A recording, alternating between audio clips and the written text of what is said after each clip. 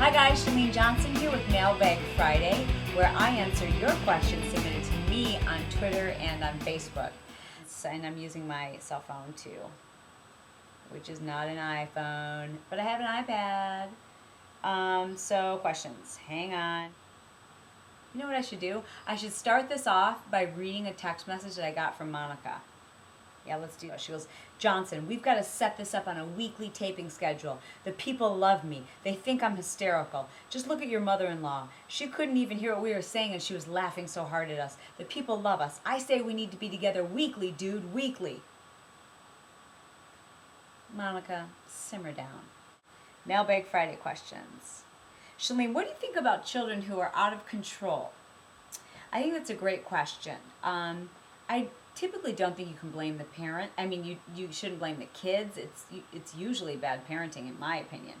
Now, certainly from time to time, you've got to feel for a parent who's just trying everything in their power and they're at wit's end and they're trying timeouts and they think that they're being tough and nothing's working. And typically, honestly, they really need to read some books on parenting, because I don't have it all figured out, but I read every book that there was, and if your kid is throwing temper tantrums and not behaving, you just need to try another approach. Okay, so that leads me to this next story. At Sierra's volleyball at her volleyball game, a tournament last Saturday, and I don't even care if this mom is watching. As a matter of fact, I hope that she is, because somebody needs to tell her that that child of hers is out of control and it's her fault. So they're in the middle of a game, 10-year-olds, 10 to 11-year-olds. And her daughter comes running off the field and over and sits by mom in the middle of the game. Now, and she sits down and she goes, I'm tired. I don't want to play. And the mom's like, well, do you want some water? No, that's a 10-year-old. You say, get back out there on the field. Are you kidding me? Get back out there, right? I mean, it's not like there's something wrong with the kid. She was tired. It's volleyball. It's not soccer or volley. I mean, it's volleyball. What are you tired from? So anyways, I'm like, okay, well, maybe there's something going on that I don't know, so I'm not going to judge. But the little girl sits down next to me and proceeds to take my phone out of my lap. And I look to the mom like, correct your kid or I'm about to. And she's like, what is this phone? Do you have the iPhone? I'm like, no, it's not an iPhone. It's actually a Palm. Don't judge. And so she's like playing with my phone. I'm like, oh, no. Like I'm treating her now like a 2-year-old. Like, no. And I take the phone back away from her. I'm thinking, hello, when is the mom going to say something? So then I open up my purse and I'm reaching in to find a piece of gum. And it's that last piece of gum, that coveted piece of gum that you're not going to split with anyone because it's only this big and I was parched, I was thirsty. I needed that piece of gum. What happened? The little girl says, can I have that? Now, I mean, if you saw that with your child, what would you say? You'd be like, honey, absolutely not, right? No, the mom's like, ha, like laughing. And so I'm like, it's a little kid. So I'm like, I give her my piece of gum. Then what does she do? She takes my purse and is like digging through my purse. I'm like, oh, no. Like, first of all, I keep glancing at the mom, like, when are you going to step in? And this little girl's digging through my purse, literally. That's okay. No, it's predictable for a 3-year-old, but for a 10-year-old, that's mom. Step up, moms. Seriously. Now, here's my parental advice. And I have 2 children, and no, they are not perfect, but I will say this. They are well behaved, and they never threw temper tantrums, and they would never behave like that in public, and here's why.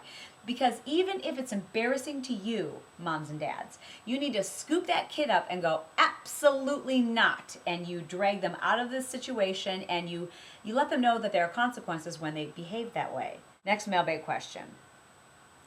Chalene, when you were in New York with Monica, did she hit you? I mean, please, of course she did. She always hits me.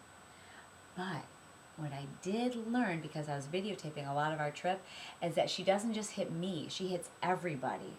And as a matter of fact, I have videotape footage of her assaulting a flight attendant. So should he ever wish to press charges or to sue her, I've got Exhibit A. Watch this. Okay, so we're on the flight right now. This is my mother-in-law. Say hi, Debbie. Hi. And Monica's in the bathroom. We are on JetBlue. They don't have first class, but I have the flight attendant telling Monica right now that she's not allowed to use the first class restroom. Let's see how he does.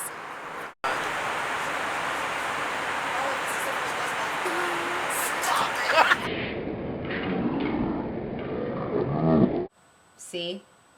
It's not just me. She hits everybody. So I'm not going to take it so personal anymore. Chalene, last week you tweeted about seeing a rat. They're so disgusting. What's the story? I'm the real deal. I'm just going to tell you like it is. You want to know where I saw that rat? I saw that rat in my kitchen. And I don't live in like some disheveled, rundown shack by the river. I mean, it's a pretty nice house. We've done well. I've sold a few videos. It's a nice house. You know, I wasn't expecting a Chihuahua size. I mean, it was a Chihuahua-sized rat. And everyone keeps saying, oh, you're exaggerating. I'm not exaggerating. I had let the dogs out, and, you know, we have 4 dogs, and one of them is a little black Chihuahua. And granted, it was early in the morning, and I don't see very well, and I don't like to wear my glasses. And I looked, and I'm like, what is that monkey running in the house at me? Like, I thought the dog was running towards me. No, it was a rat. And I was making the kids breakfast. I mean, their lunch. I was making their lunches. And I was like, ah, a rat, a rat. And I started going berserk, like screaming, like my heart pounded for 4 hours. I jumped up on the table. I was screaming. And Brett's like, oh, Chalene, calm down. I mean, it's a rat. Big deal. I'm like, no. It ran towards me. Like, I saw it, like, coming from the door and like running towards me. Like it was going to run up my leg, I think. I really do. And I'm standing in the kitchen. He ran into the kitchen and then underneath the fridge. Disgusting. I want to move out of this house. I want to move out of this county. I want the whole house tented like Cirque du Soleil until we catch that son of a... I mean, it was so disgusting. I mean, the only plus side of the whole thing is that I lost my appetite for the entire day. I don't know how you feel about rodents, but when they're in your house, it's just disgusting. I mean, I feel like he's been everywhere. I feel like he's been in my closet. I feel like at night he's... And I say him. I know it's a guy. It's a guy rat. I haven't named him yet, but he's everywhere. I know it. I can feel him, and he makes me creep and crawl, and I have to catch him. And we've called the rodent police or whatever they're called, but it was very, very, very traumatic. And everyone in my family says that I didn't see a rat, and that I'm exaggerating, and I'm not. He was huge, and he obviously had rabies because he was running at me. A normal rat doesn't come out in the middle of the day and doesn't come into your kitchen and run at you. He was running towards me, and he had like a creepy look in his eyes, like he was gonna kill me. This is a psycho rat, and I will catch him and I will kill him with a mean trap. I don't care what PETA says. I'm gonna get the kind of trap that like it's over.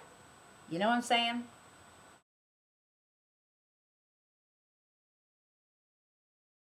All right, so that's it for this week's mailbag. Don't forget to subscribe. Don't forget to subscribe.